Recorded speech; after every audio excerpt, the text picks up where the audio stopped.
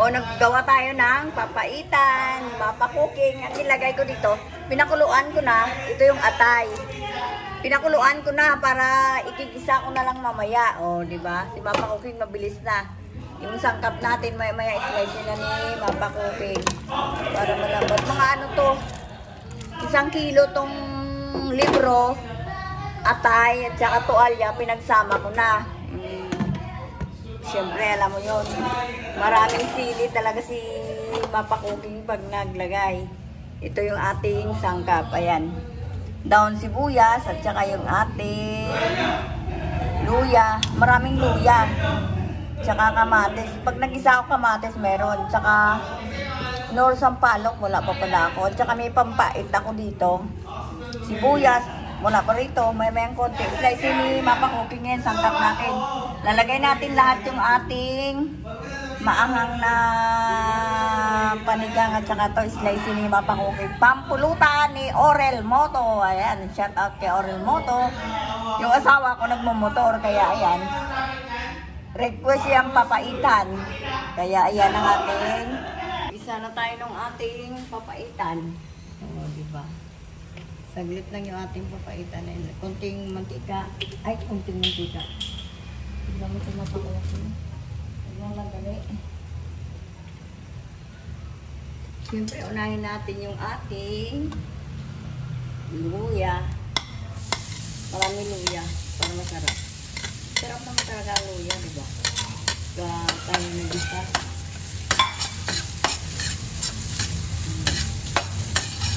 Tayo natin talaga bumangon yung ating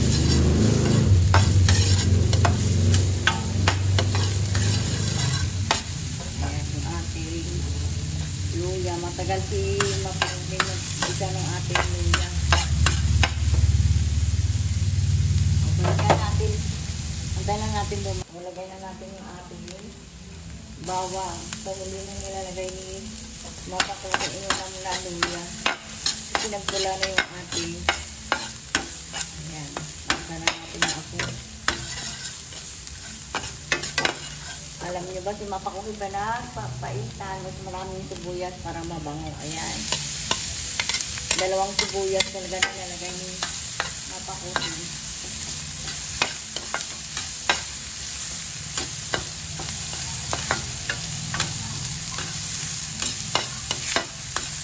Lagyan na natin ng kunting oil. Parang kunti lang talaga yung ating oil.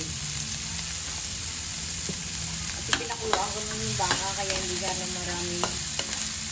Isa hindi ako nagkukuha ng tawag ito yung mga bituka. Hindi ko kukuha. Libro lang at saka tuwalya at saka laman na baka kinukuha ako. Siyempre hindi mawala yung ating kamatis. Ayan.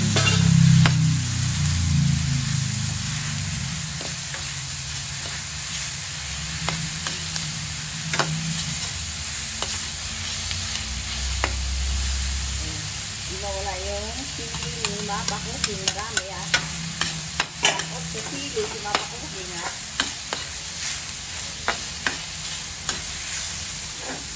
Magyan natin ng patis.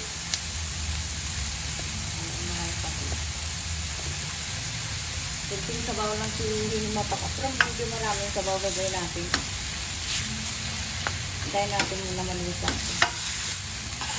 Tanda rin natin ito. Baka mamaya eh.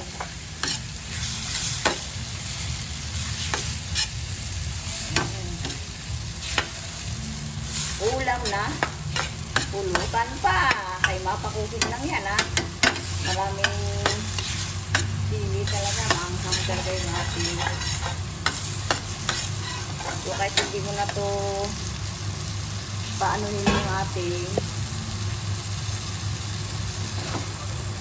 Lalagay natin sa tanggalin muna ng mapa-cooking yung ating dito ko ilalagay para hindi na siya igisayan yung ating namang papaitan kasi wala na talaga ng mapa-cooking nilagay yung kulong-kulong na talaga ano na lang natin isali na lang natin kasi ginabisa muna ako so kung na lang yung sabaw maglalagay tayo ngayon ng sabaw niyan. Basta yung mapakupin malaki eh. Kaya saglit lang. Ayan, nakasan natin yung apoy. Talaga matutulog na yung ating kamatis dito. Pero paluto na yung ating baka na tuwalya at saka ano, bakang laman. Tignan nyo. 2 kilo may dito eh. Ay! 1 kilong libro. Libro ang gusto ni Mapakoping at saka yung ating ayan na natin. Sampalok. Yan lalagyan natin sampalok at saka yung tawag nito yung pampait. Lalagyan natin ng konting suka. Yung pampait. Ito yung ating nor baka. Para pang palasa talaga. Nagkulo-kulo ko talaga yan. Kumukulo-kulo. So, maglagay tayo ng water. Marami talaga. Ayan. Pangkulutan talaga yan.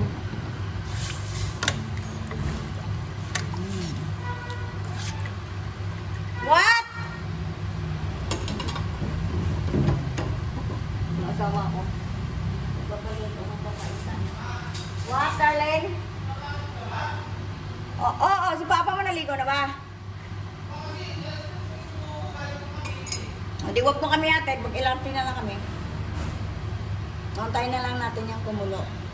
Okay na yan. Ang anghang. Ang bango-bango. Ayan, hintayin natin kumulo. Takipan natin pala. Kasi takipan yung mga kung makalat na kumagluto kasi ang dami ni-slice. Ito yung ating sampalok. Yung pampait natin. Lalagay natin yan mamaya sa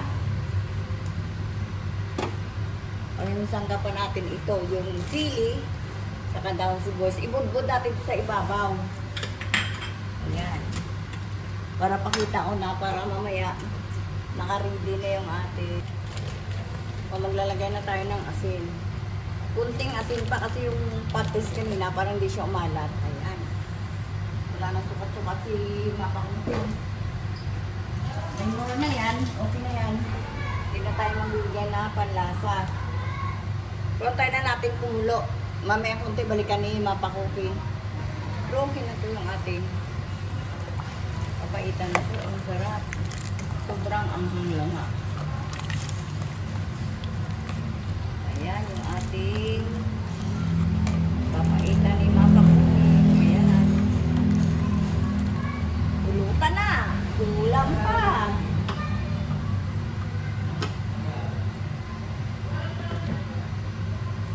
Okay na yung ating papaitan. Yung pulo na yung ating. Ito yung pampapait ko at saka ito yung suka natin. Paghaluin natin ito. So, kunting pait lang kasi hindi naman talagang may siya pait. Ayan, ganyan nakakunti. Nabawasan natin ito ng kunti yung pait. Ito na yung pait na may suka. Siguro mga 1 kutsara na ito ilagay ni Mapakoping. Nakakuna natin yung pait na kunti. Napakapait talaga pag nilagay mo lahat.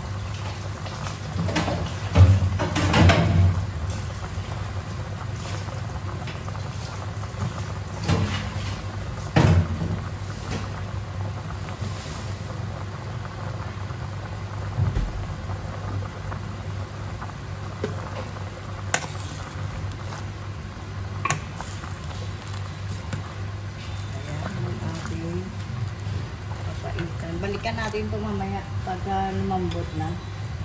Hindi pa naman yan lumambot. Ininit ko lang para mamaya lalakad kami. Pero lalagay ako na pampait. Mga ganyan lang. 2 kutsara lang. Hindi ko man lahat lalagay. So, pampait na yun.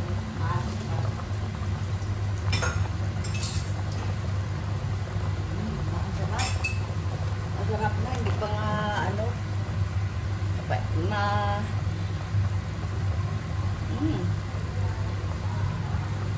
kunting asin pa talaga. Ako gusto ko paminta. Naligo ka na? Ito yung ating hindi ko na. Lalakad na tayo. Hindi pwede. Hindi. Hindi na, magkaaligo tayo. Bibili ka sa papi. Ilagay na natin yung sampalok.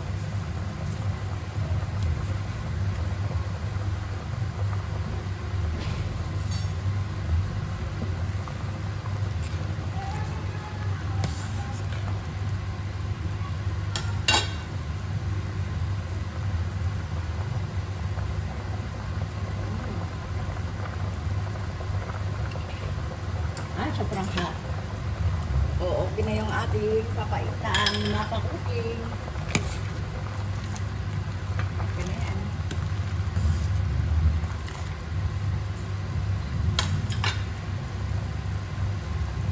Okay na yung ating papaitan. Like and subscribe kay Mapa Cooking. Like and subscribe. Thank you for watching.